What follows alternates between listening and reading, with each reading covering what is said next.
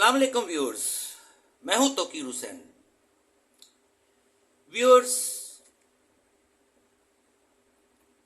Personal pronouns के 3 persons में से फर्स्ट पर्सन की वीडियो बनाने के बाद अब दी सेकंड पर्सन के इंट्रो और उसकी डिटेल के लिए आपके सामने हूं। जैसे कि मैंने आपको पिछली वीडियो में बताया था कि पर्सनल प्रोनाउंस जो हैं वो 3 पर्सन्स के लिए इस्तेमाल होते हैं या नेम्स ऑफ थिंग्स के लिए इस्तेमाल होते हैं। अब फर्स्ट पर्सन किसको कहते हैं वो आपको बता दिए। अब मैं आपको बताने लगा हूं कि सेकंड पर्सन यानी दी सेकंड पर्सन के प्रोनाउंस कौन कौन से होते हैं। तो व्यूअर्स, जिस तरह फर्स्ट पर्सन का नाउन की 3 फॉर्म्स यानी नंबर, जेंडर और केस के साथ ताल्लुक है, सेम इसी तरह से दी सेकंड पर्सन जो कि दी पर्सन स्पोकन टू होता है उसके भी प्रोनाउंस का नाउन की तीनों फॉर्म्स के साथ ताल्लुक है। व्यूअर्स, सबसे पहले हम आएंगे दी सेकंड पर्सन के नंबर के प्रोनाउंस की तरफ, यानी नंबर के हिसाब से दी सेकंड पर्सन के प्रोनाउंस कौन से होते हैं। व्यूअर्स, नंबर के हिसाब से जो सिंगुलर प्रोनाउंस है ना, वो मेडिइवल इंग्लिश या उससे पहले एंग्लो सैक्सन इंग्लिश में, यानी उसका जो पुराना इस्तेमाल है ना, वो था दाओ, दी और दाइन का। मगर व्यूअर्स, ये जो इस्तेमाल है ना वो अब बड़ा पुराना हो गया हुआ था। दाओ को इस्तेमाल किया जाता था नॉमिनेटिव सिंगुलर के लिए, दी को किया जाता था ऑब्जेक्टिव सिंगुलर के लिए, और दाइन को इस्तेमाल किया जाता था possessive singular, second person, any gender, masculine या फेमिनिन के लिए। मगर व्यूअर्स, हम जिस इंग्लिश को इस वक्त सीख रहे हैं और पढ़ रहे हैं और बोलते हैं वो है 15th सेंचुरी से लेके ऑनवर्ड्स की। 1500 एडी से बाद की इंग्लिश की हम इस्तेमाल कर रहे हैं। बावजूद इसके के 1564 में विलियम शेक्सपियर की पैदाइश हुई और उनकी डेथ 1616 में हुई, और उन्होंने अपने ड्रामाज में दाओ, दी और दाइन का इस्तेमाल किया।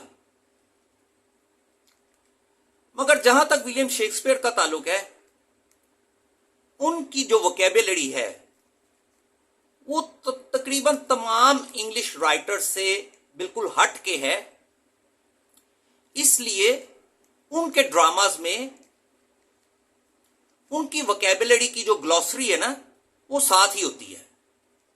वो आपको ये जो मॉडर्न इंग्लिश जो हम 1500 से लेके ऑनवर्ड्स की अब तक की बोलते हैं उसमें से बहुत ही कम मिलेगी। ज्यादातर उनकी वोकैबुलरी की ग्लॉसरी जो है वो उनकी अपने ड्रामाज में ही होती है।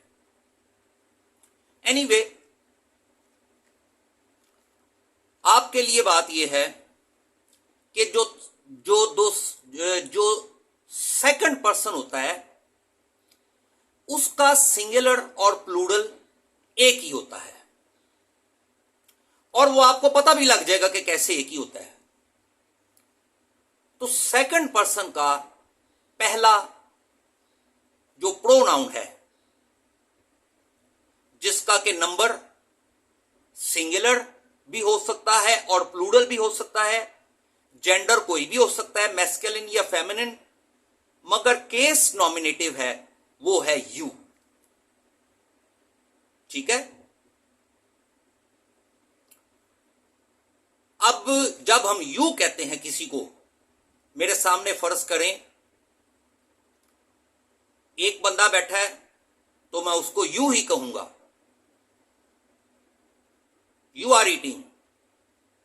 और अगर मेरे सामने कुछ 4-5 बंदे बैठे हैं और अगर वो खा रहे हैं तो उनको भी मैं यही कहूंगा, यू आर ईटिंग। इसमें उर्दू के लफ्जों का कोई ताल्लुक नहीं है दूर दूर तक। ठीक है। यू के लिए आप चाहे तुम करें इस्तेमाल या आप करें इस्तेमाल, उससे कोई फर्क नहीं पड़ता। ठीक है।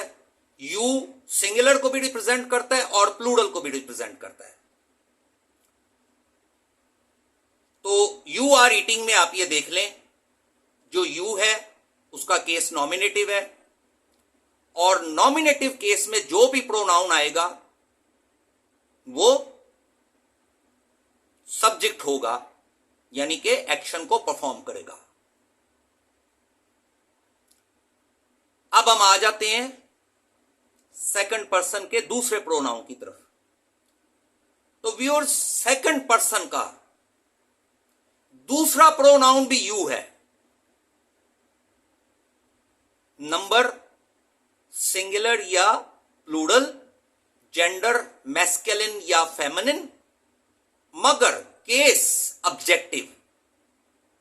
मिसाल के तौर पे आई टोल्ड यू, मैंने तुम्हें बताया। तो बताने का एक्शन किसके ऊपर हुआ है? यू के ऊपर। अब आप यह देख लीजिए कि नॉमिनेटिव केस में भी यू है, ऑब्जेक्टिव केस में भी यू है। पहचानेंगे आप, पता कैसे लगाएंगे कि इस वक्त यहां पे कौन सा यू इस्तेमाल करना है? ये तब आप लगा सकेंगे पता अगर आपने केस को पढ़ा होगा, अगर आपको पता होगा कि केस 3 किस्म के होते हैं। क्योंकि फर्स्ट पर्सन में जो तीनों प्रोनाउंस थे फर्स्ट पर्सन के, वो डिफरेंट थे, आई, मी और माइन। मगर अब सेकंड पर्सन में ये फर्क आ गया है, क्योंकि एक यू जो है वो एक्शन परफॉर्म कर रहा है और दूसरा यू जो है उसके ऊपर एक्शन परफॉर्म हो रहा है। आपने कभी ऐसा सुना है यू टोल्ड यू? नामुमकिन है ये बात। तो अगर आपने यू टोल्ड यू कर दिया तो इसका मतलब है आपको पता ही नहीं है कि एक्शन करने वाला यू कौन सा है और जिस पे एक्शन होना है वो वाला यू कौन सा है। तो आपने प्रोनाउंस का इस्तेमाल करते हुए केस का खास तौर पे ख्याल रखना है सबसे पहले, कि जो हम यहां पे प्रोनाउन इस्तेमाल कर रहे हैं वो सेंटेंस की सेंस के मुताबिक है कि नहीं। यानी कि अगर एक्शन परफॉर्म करने वाला चाहिए तो नॉमिनेटिव होना चाहिए, और अगर उस पे एक्शन होना चाहिए तो ऑब्जेक्टिव होना चाहिए। ये इंतहाई इंपॉर्टेंट पॉइंट है ये इसका, सेकंड पर्सन का। और व्यूअर्स, थर्ड क्या कहते हैं, सेकंड पर्सन का जो थर्ड प्रोनाउन है वो है योर्स, YOURS, योर्स। योर्स का क्या मतलब है? Belonging to somebody. ठीक है, किसी की मलकियत होना।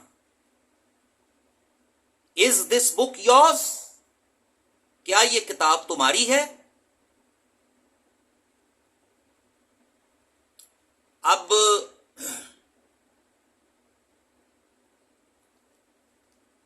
तकरीबन यहां पे 95% स्कूलों में, कॉलेजेस में आम बातचीत करने वाले लोगों को योर और योर्स में फर्क मालूम नहीं है। उनसे पूछें क्या फर्क है, क्या मतलब है दोनों का, वो कहेंगे योर का मतलब तुम्हारा, तो योर्स का क्या मतलब है, वो भी तुम्हारा। तो दो तुम्हारा तुम्हारा कैसे हो गए? वो उन्हें इसलिए नहीं पता कि वो पार्ट्स ऑफ स्पीच की डिटेल्स को कभी पढ़ेंगे तो उन्हें पता चलेगा ना कि एक ही वर्ड किस किस पार्ट्स ऑफ स्पीच में जाता है। तो जब तक आप पार्ट्स ऑफ स्पीच की काइंड्स को नहीं पढ़ेंगे आपको यह बात कभी समझ नहीं आनी। जब तक आप सारे पार्ट्स ऑफ स्पीच की काइंड्स को नहीं पढ़ेंगे आपको यह नहीं पता चलेगा कि ये वर्ड, कोई भी वर्ड किस पार्ट ऑफ स्पीच में जाता है, बल्कि किस किस पार्ट ऑफ स्पीच में जाता है। एक ही वर्ड एक ही वक्त में नाउन भी हो सकता है, वर्ब भी हो सकता है, एडजेक्टिव भी हो सकता है, एडवर्ब भी हो सकता है, प्रेपोजिशन भी हो सकता है। जनाब, तो सेकंड पर्सन का तीसरा जो प्रोनाउन है वो है व्यूअर्स योर्स। पहला हो गया यू, दूसरा यू, तीसरा योर्स। तीनों में जो नंबर है वो सिंगुलर भी हो सकता है और प्लूरल भी हो सकता है, और जेंडर जो है वो मैस्कुलिन भी हो सकता है और फेमिनिन भी हो सकता है, मगर केस तीनों का अलग अलग है। अगर यू एक्शन परफॉर्म कर रहा होगा या सब्जेक्ट होगा तो उसका केस नॉमिनेटिव होगा, और अगर यू के ऊपर एक्शन परफॉर्म हो रहा होगा वो ऑब्जेक्ट ऑफ ए वर्ब होगा तो उसका केस ऑब्जेक्टिव होगा। और योर्स, वो तो बड़ी सीधी सी बात है कि वो सेकंड पर्सन की पोजेशन को शो कर रहा है। इसमें व्यूअर्स आपको एक इंपॉर्टेंट बात मैं जरूर बता दूं। अभी तक मैंने आपको बताया है कि फर्स्ट पर्सन जो है वो होता है द स्पीकर, सेकंड पर्सन जो होता है वो होता है द पर्सन स्पोकन टू, और थर्ड पर्सन जो होता है वो होता है द पर्सन स्पोकन अबाउट। मगर एक बात अपने ज़हन में रखिएगा कि अगर किसी वक्त कोई गुफ्तगू हो रही है, मिसाल के तौर पे इस वक्त मैं बैठा हूं और मेरे सामने कोई बैठा है और तीसरा बंदा कोई नहीं है, तो जरूरी नहीं है कि मैं ही फर्स्ट पर्सन हूं, मैं ही बात को शुरुआत करूंगा। हो सकता है मेरे सामने वाला बात शुरू कर दे तो वो फर्स्ट पर्सन हो गया, मैं सेकंड पर्सन हो गया, और अगर किसी तीसरे के बारे में बात हो रही है जो कि मौजूद नहीं है तो वो थर्ड पर्सन हो गया। तो ये पर्सन्स बदलेंगे। जब मैं बात करूंगा फर्स्ट पर्सन बनूंगा तो मेरे सामने वाला सेकंड पर्सन बन जाएगा, वो मेरी बात को सुनेगा, ठीक है। जब वो मेरी बात का जवाब देगा तो वो फर्स्ट पर्सन बन जाएगा, मैं सेकंड पर्सन बन जाऊंगा, और मैं फिर सेकंड पर्सन बन के उसकी बात का जवाब दूंगा। और अगर कोई थर्ड पर्सन भी बैठा होगा तो फिर हो सकता है वो जो सुन रहा है थर्ड पर्सन बैठा हुआ वो बात को शुरू कर दे तो वो फर्स्ट पर्सन बन जाए, को और सेकंड बन जाए और को और थर्ड बन जाए। डिपेंड करता है प्रोनाउंस के इस्तेमाल के ऊपर। तो व्यूअर्स, इसकी मजीद डिटेल जब मैं थर्ड पर्सन आपको एक्सप्लेन करूंगा तो फिर वो और आपको क्लियर हो जाएगी। कोई क्वेश्चन हो, कोई सवाल हो तो मुझे पूछिए, मैं रिस्पॉन्ड करूंगा। Thank you.